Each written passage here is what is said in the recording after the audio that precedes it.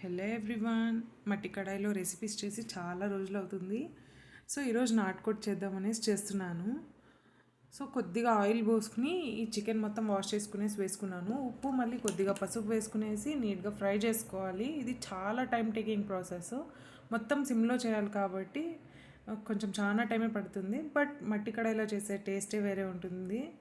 So దీనికోసం అయితే నేను మసాలా చాలా సింపుల్గా ప్రిపేర్ చేస్తున్నాను. అల్లం, తెల్లగడ్డలు, పచ్చిమిర్చి, మళ్ళీ ఎర్రగడ్డలు, కొత్తిమీర వేసుకున్నాను. కొత్తిమీర ఎక్కువగానే వేసుకున్నాను. నీట్గా మిక్సీ కొట్టే సైడ్లో పెట్టేసుకున్నాను. ఇక్కడ చూడండి, మోర్ దెన్ 15 మినిట్స్ అయింది. ఇంకా వాటర్ ఉంది.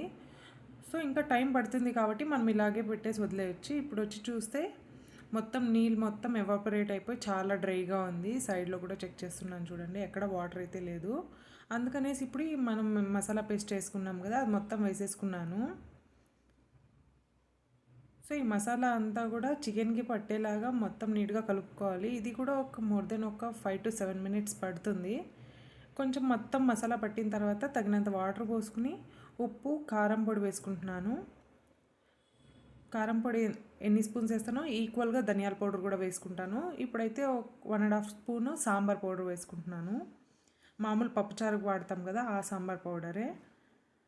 సో ఇవన్నిటిని మొత్తం నీట్గా కలిపేసుకునేసి ఇంకా వదిలేయాలన్నమాట. ఇంకేం కలబెట్టాల్సిన అవసరం కూడా లేదు. నేను ఇది చూపించడానికి జస్ట్ కలబెడుతున్నాను అంతే. ఒక 20 మినిట్స్ తర్వాత మనకి సాంబార్ అయితే రెడీ అయిపోయింది. టేస్ట్ అయితే అమేజింగ్ ఉంది.